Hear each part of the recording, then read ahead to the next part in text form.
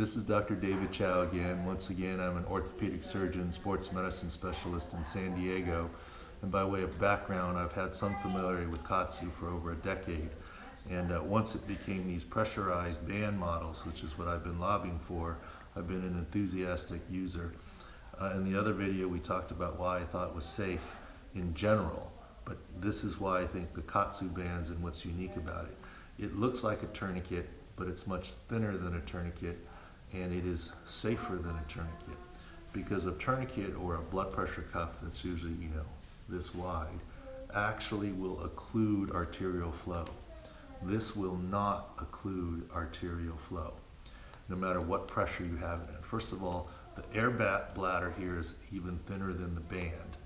And anytime you have pressure, if the blood pressure cuff is as wide as my hand, the pressure effects cone down the deeper you are, which is why you need a wider cuff for thigh cuffs than for arm cuffs. There's a cone down effect. So if you start with the band this thin, the cone down effect happens much more quickly.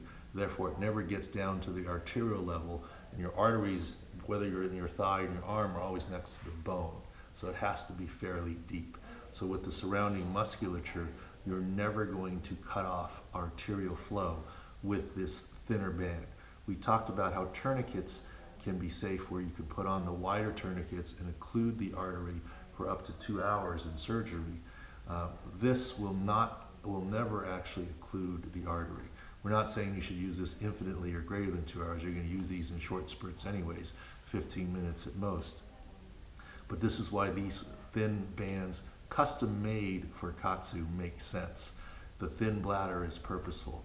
For those that worry about nerve injury because the band's thinner, when you see this and feel this, you see there is no sharp edge. It's not a rope tying around, cutting into your skin or muscles. The only complications I've ever seen is that sometimes you'll pinch some skin or get a little bit of superficial bruising for a novice user. Usually you put it on top of your t-shirt sleeve, and it's not a big deal at all. There have been no nerve or artery issues whatsoever because of the thin design. And I'll show you and prove to you how it doesn't cut off circulation. I'll put on just on my right arm here the KAATSU band.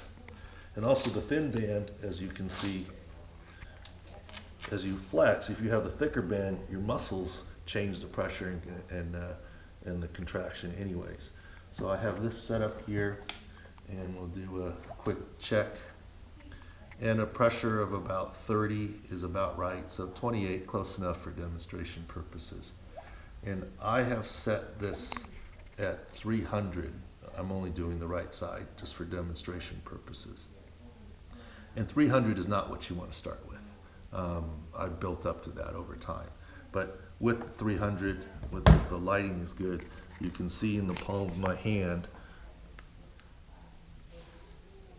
that it's still red and beefy, but there is good return of flow of fluid.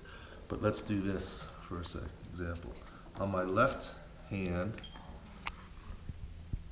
the pulse ox reading is going to be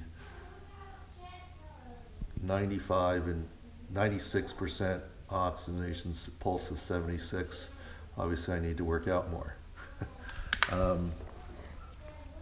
On the right, obviously this is going to be normal because I just put this on,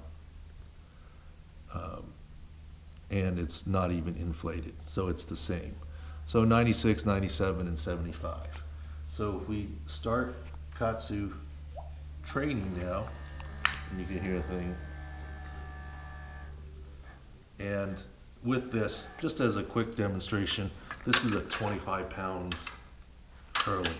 And if I start doing 25-pound curls in this, and I'm right-handed, by the way. I mean, I'm able to do it, but you can see how I'm starting to fatigue out doing that. And if we just put on the pulse ox, I'm getting a pretty good burn right there. Let me turn that on again.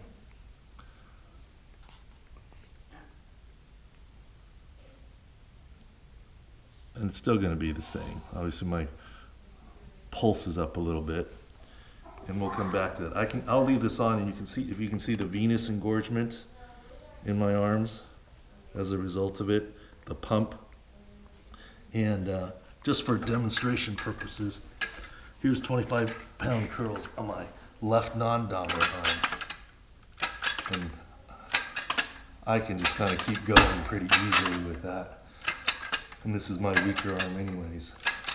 And I can do the rest of my talk with you guys and keep doing these 25-pound curls. But on this side, I really wouldn't be able to do it. It starts to get pretty heavy over time. But I'll do it a little more here, and I'll show you once again the pulse ox reading does not change. And remember, this is set at 300, which is pretty high. I feel a burn in my arm for sure, but the pulse ox, I promise you, I've put this on continuously, even on my thighs. Sorry, I'm a little out of breath, but the pulse ox doesn't change. And the fact that you can still detect my pulse, which is now at 93, 92, means that there's still a reading, which means blood flow is still getting in, because you can't detect the pulse otherwise without it. So the venous engorgement and the expanding of the blood flow system is part of the secret of Katsu. But you can see it's actually not a tourniquet at all. And you can see the fatigue nature, and that's why the thin band is important, because as the thin band cones down in terms of the pressure, it doesn't get all the way down to the bone and the artery. But you can see the engorgement, that the lighting is good as a result of, compared to this side, which I'm fairly dehydrated here this morning, but there you go. Okay?